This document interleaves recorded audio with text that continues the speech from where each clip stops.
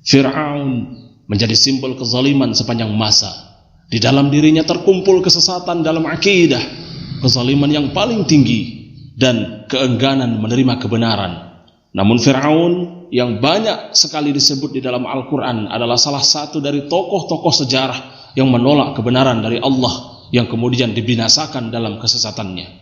Al-Quran menjadi akhir kehidupan buruk orang-orang semacam ini, agar umat manusia, khususnya para penguasa, mengambil pelajaran dan berfikir.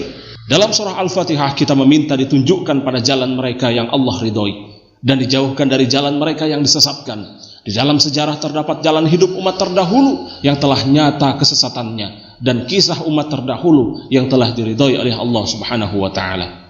Salah satu kezaliman Fir'aun terhadap Bani Israel adalah kebijakan pembunuhan bayi laki-laki mereka. Fir'aun yang takut dengan bertumbuhnya kaum Bani Israel mengeluarkan kebijakan bahwa setiap bayi laki-laki yang lahir harus dibunuh. Kesombongan yang ditopeng dengan kekuasaan memang kerap kali menjadi penyebab rusaknya tatanan alam di muka bumi. Orang dengan karakter Fir'aun akan selalu ada di setiap zaman, dan sunnatullah pun berlaku bahwa di setiap ada Fir'aun ada pula Nabi Musa. Inilah semangat yang ingin dibangkitkan dalam kisah Nabi Musa. Kemenangan itu akan hadir pada mereka yang berada dalam kebenaran, dan bahwa kebenaran akan selalu mengalahkan kebatilan.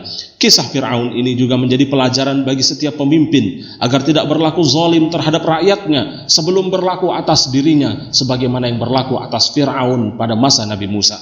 Ketika Allah Subhanahu wa ta'ala telah memberikan kesuksesan bagi orang-orang yang zalim dalam melakukan kezalimannya, bisa jadi saat itu Allah hendak menyesatkan sampai jauh, hingga ia sampai pada titik tidak bisa lagi kembali untuk mendapatkan petunjuk persis seperti yang dialami oleh Fir'aun. Allah Subhanahu wa ta'ala mencabut nyawa Fir'aun saat pertaubatannya sudah tidak lagi diterima. Ketika Allah sudah berkehendak menyesatkan seseorang, maka tiada siapapun yang mampu memberikannya hidayah. Ingatlah bahwa setiap kezaliman akan menemui jalan kesengsaraan.